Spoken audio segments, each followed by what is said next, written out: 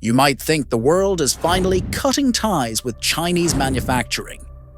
Trade wars, tariffs, and talk of decoupling. It sounds like the era of Made in China's fading. But look around you. The phone in your hand, the laptop on your desk, the light above your head. Almost every product still traces back to China. The world tried to move away and failed.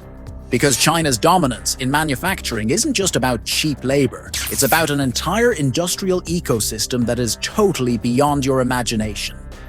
An industrial ecosystem so massive, so interconnected, so efficient, that the rest of the world can't ever compete. This is the untold story of why China's manufacturing dominance is, for now, completely unbreakable. Let's start with a number that'll blow your mind. China produces 28% of all manufactured goods on Earth. That's more than the United States, Germany, and Japan combined. But it's not just about quantity. It's about something economists call industrial density. Picture this. You're a startup in California with a brilliant idea for a new gadget. You design it, patent it, get funding. Now you need to make 10,000 units. In America, you'd spend weeks finding suppliers. One company makes the plastic casing in Ohio. Another does circuit boards in Texas. Batteries ship from South Korea. Assembly happens in Mexico. Each step takes time, coordination, money. And if one supplier fails, your entire production stops. Now imagine the same startup, but in Shenzhen, China. You walk into an industrial zone called Huaqiang Bay. Within a single kilometer, you'll find every electronic component imaginable. Dozens of prototyping labs, hundreds of assembly workshops, and engineers who can solve problems on the spot. Need a custom circuit board? 4 hours. Want to tweak the design? Done by tomorrow. Ready to manufacture 100,000 units? Start next week. This is what locals call Shenzhen Speed. And it exists because of something no other country has managed to replicate. Complete vertical integration. China didn't just build factories, it built factory ecosystems, entire cities dedicated to single industries. Shenzhen for electronics, Dongguan for toys and hardware, Yiwu for small commodities, Guangzhou for textiles. Each city is a self-contained industrial universe. Suppliers, manufacturers, logistics companies, and even banks. All within minutes of each other. When Apple needs 100 million iPhones, only China can deliver. When the world needed 200 billion masks during the pandemic, only China could respond. This isn't just efficiency, it's industrial supremacy at a scale the world has never seen before. But factories are nothing without people, and this is where China's advantage becomes truly staggering. Every year, China graduates over 7 million engineers. That's more than the US, India, and Europe combined. But it's not just about numbers. It's about specialization. China has created an entire educational system designed to feed manufacturing. Vocational schools train welders, CNC operators, and quality control specialists. Technical universities produce robotics engineers and materials scientists. Graduate programs focus on industrial automation and supply chain optimization. The result? A workforce that isn't just cheap, it's skilled, disciplined, and massive. Let me give you a real example. In 2017, Tesla tried to automate everything at its California factory. Elon Musk called it the alien dreadnought, a factory run entirely by robots. It failed spectacularly. Production delays, quality issues, financial losses. Why? Because humans are still essential for complex assembly. Now look at Tesla's Shanghai Gigafactory. It produces more cars than any other Tesla plant in the world. Higher quality, lower cost, faster production. The difference? China's workforce. Workers who can adapt to new processes in days, not months. Engineers who solve production bottlenecks overnight. Shifts that run 24/7 without complaint. This creates something Western factories simply cannot match. A culture of relentless production. When demand spikes, Chinese factories don't just work harder, they scale instantly. Need to double production? Hire 10,000 workers by next month. Need specialized skills? Pull from a pool of millions. This flexibility is invisible on balance sheets, but it's the reason why, when the world needs something made, they still call China. Now here's where most people get China completely wrong. They imagine Chinese factories as sweatshops, endless rows of workers hand-assembling products, low-tech, low-skill, low-wage. That image is 20 years out of date. Today, China is leading the world in manufacturing automation. Walk into a modern Chinese factory, and you'll see something that looks like science fiction. Robotic arms moving with millimeter precision. Automated guided vehicles shuttling parts without human drivers. AI systems monitoring every step of production in real time. Machine learning algorithms predicting equipment failures before they happen. China now installs more industrial robots than any other country. In 2023 alone, it added over 290,000 robots to its factories. That's more than Europe and America combined. But here's the genius move. China isn't replacing workers with robots. It's augmenting them. Low-skill, repetitive tasks, automated, high-skill assembly and quality control, still done by humans. This creates a hybrid model, the speed and precision of machines, the flexibility and problem-solving of people, and it's all connected through something called smart manufacturing. Imagine a factory where every machine talks to every other machine, where data flows from the production floor to the cloud in milliseconds, where AI analyzes millions of data points to optimize production schedules, minimize waste, and predict demand. That's not the future. That's happening right now in thousands of Chinese factories.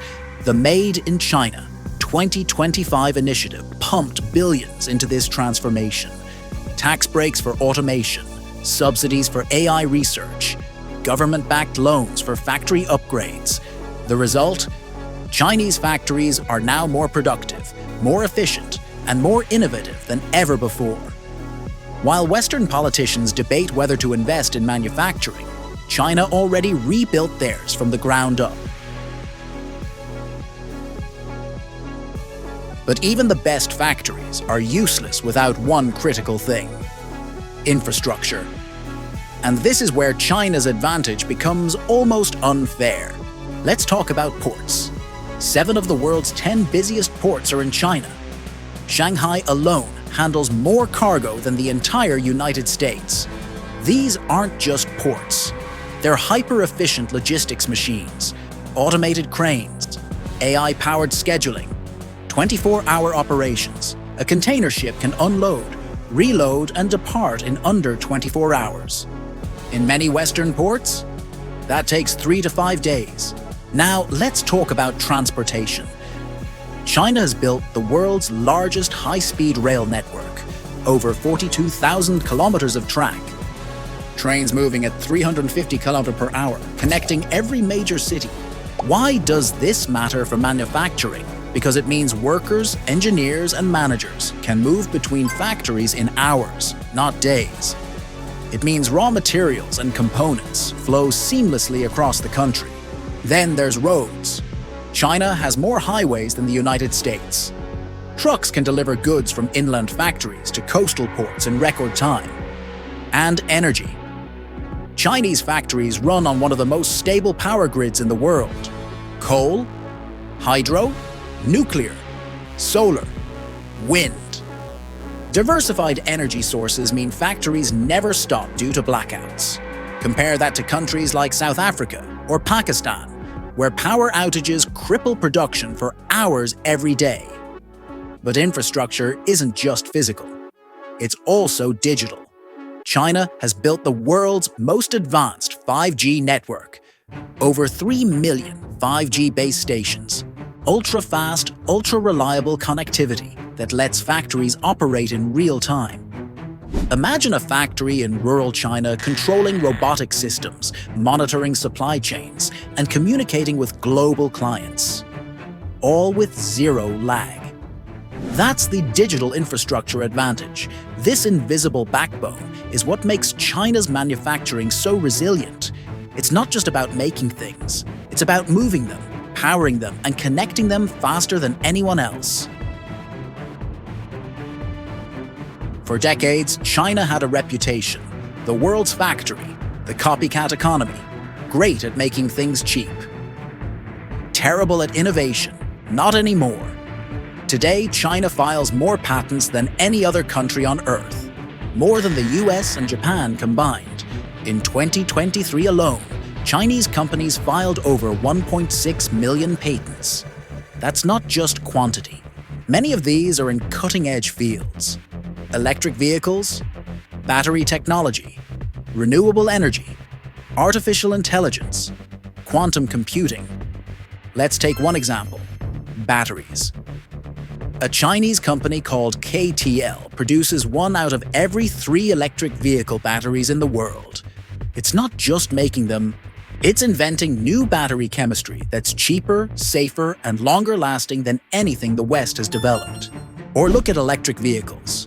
BYD, a Chinese company, now sells more EVs than Tesla. It's not competing on price alone, it's competing on technology, design, and performance. How did this happen? China realized something crucial. Being the world's factory isn't enough. You need to own the innovation, not just the production. So Beijing launched massive R&D investments. In 2023, China spent over $600 billion on research and development. That's more than the entire European Union. The government funds labs, subsidizes startups, and protects intellectual property. Universities collaborate directly with factories. Engineers move seamlessly between academia and industry. And here's the strategic masterstroke. China has a domestic market of 1.4 billion people. That means Chinese companies can test, refine, and scale products internally before going global. Western companies need to export to survive. Chinese companies can thrive domestically and dominate internationally. This shift from imitation to innovation is restructuring global power. China isn't just making your products anymore, it's designing the future. So after everything we've covered, you might ask, why doesn't the world just leave? Why don't companies move to Vietnam, India, or Mexico? Here's the truth. They've been trying for years. After the 2018 trade war, hundreds of companies announced they were leaving China. Reshoring, friendshoring, diversifying supply chains. Politicians cheered, media celebrated. But then reality hit. Vietnam has cheap labor, but not enough skilled workers. India has potential, but terrible infrastructure. Mexico is close to the US, but lacks the supplier ecosystem. Companies quickly realized something. Moving final assembly is easy.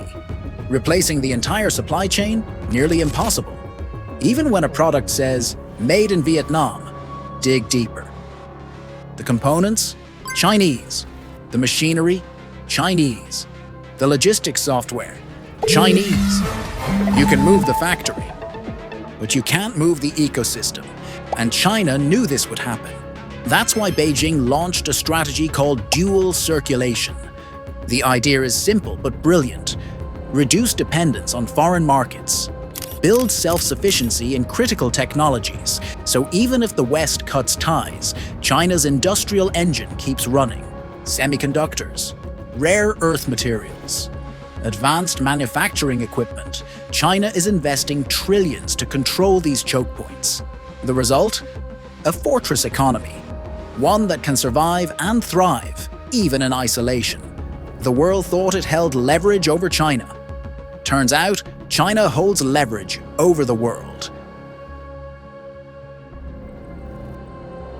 Of course, this dominance isn't perfect. Environmental damage, worker exploitation, regional inequality, ghost cities, debt bubbles, aging population. These are real challenges. But here's what separates China from other economies. It doesn't just react to crises, it plans around them. Pollution crisis? Invest $300 billion in renewable energy. Labor shortage? Automate faster than anyone else. Debt concerns? Restructure industries with state backing. Western democracies debate. China executes. And that's the uncomfortable truth. The same system that enables rapid industrial growth also enables rapid adaptation. Whether you admire it or fear it, the results speak for themselves. So let's come back to where we started. The world has been trying to break free from China for over a decade. Tariffs, trade wars, political speeches, corporate promises. And yet, China's grip on global manufacturing only tightened. Why? Because what China built over 40 years isn't just factories. It's an interconnected industrial organism. A supply chain so dense, moving one part breaks 10 others. A workforce so vast, no country can match it. An infrastructure so advanced, it makes competitors look decades behind. An innovation engine now rivaling, and in some areas, surpassing, the West. China didn't just become the world's factory. It became the factory the world can't live without.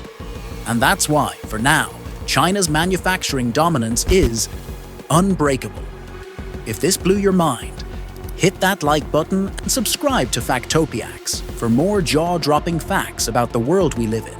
Drop a comment. Do you think any country can ever challenge China's manufacturing power? Thanks for watching. See you in the next one.